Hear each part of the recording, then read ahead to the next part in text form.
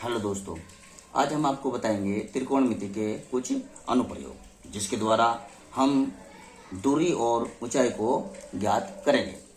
दूरी और ऊंचाई को ज्ञात कैसे करेंगे, आइए अब हम देखते हैं। जैसे कि मान लीजिए वह आपसे कहता है कि भाई एक लड़का है, वह मीनार के ऊपर चढ़ा हुआ है, तो वह लड़का किसी बिंदु को या किसी पेड़ को देख रहा है, तो वहां से वो देख रहा है तो उसका कोण जो बना हुआ है वो 30 डिग्री का बना हुआ है। तो कैसे उसको कोण को बना रहा है, जैसे कि मान लीजिए यह मीनार है कोई और यहाँ पे कोई लड़का है, तो यहाँ से जब देखेगा तो ऐसे करके वो इस बिंदु को यहाँ देखेगा।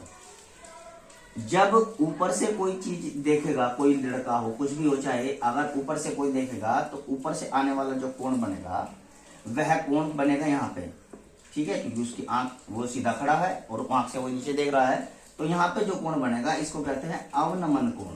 अवनमन कोण, अवनमन कोण बनेगा।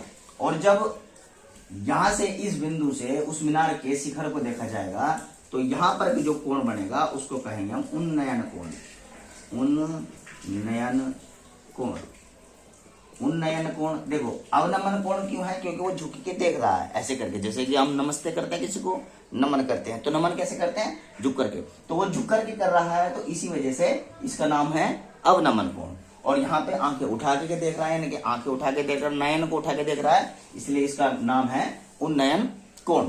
तो इस अनुप्रयोग में आपके पास दो कोण बन के आते हैं, या तो अवनमन कोण बनेगा या उन्नयन कोण, और ये दोनों कोण ही हमेशा बराबर होते हैं। अवनमन कोण, अवनमन कोण बराबर उन्नयन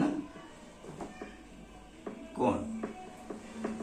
ये दोनों ही कोण आपस में बराबर होते हैं। अब इसका मान जो उतना भी आएगा उसका उतना ही मान उन्नयन कोण का भी होगा।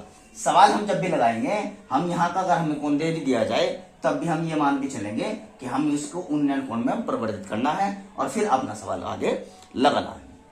यह चित्र अगर आपको दिख रहा है, अगर हम यहाँ पे थीटा मान लेते हैं कि ये कोण थीटा है, तो ये जो चित्र बना हुआ है ए बी सी, ये एक समकोण त्रिभुज बन करके आ रहा है। अब जब समकोण त्रिभुज बन करके आ रहा है तो समकोण त्रिभुज में इस भुजा को हम कर्ण कहते हैं। क्या कहते हैं बेटा, कर्ण। इसको कहते हैं हम कर्ण कहते हैं। ये आपका हो गया लंब और ये आपका हो गया आधार। इसको क्या कहेंगे हम, आधार। इन तीनों का ही बेस, इसकी पूरी प्रक्रिया चलती है।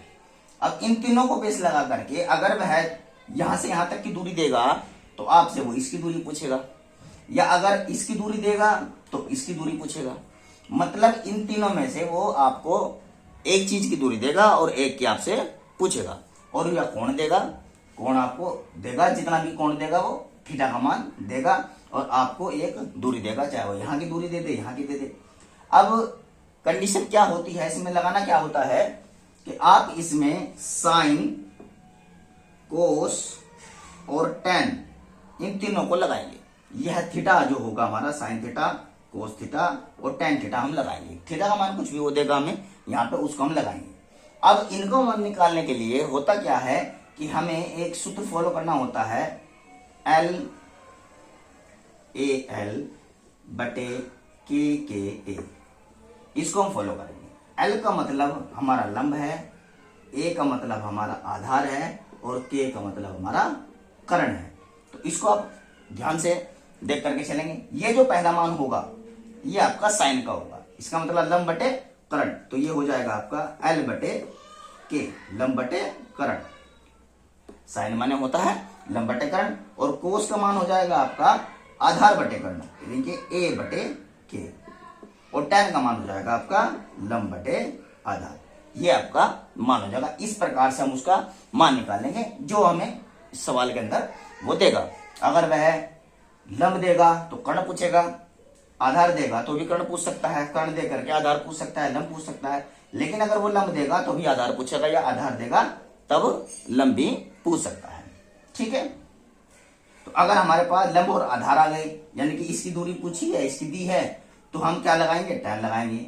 इसकी दूरी दी है, इसकी पूछी है, तो हम क्या लगाएंगे, लंब और कर्ण के अनुसार साइन लगाएंगे। अगर इसकी दूरी दी है, इसकी पूछी है, तो हम क्या लगाएंगे, आधार बटे कर्ण लगाएंगे, तो हम कोस लगाएंगे। तो अलग अलग कंडीशन में हम अलग अलग सूत्र को फॉलो करेंगे। तो इन सूत्रों को फॉलो करके हम अपना सवाल इसमें लगाते हैं। हमारा जो सवाल होगा, अब हम देखते हैं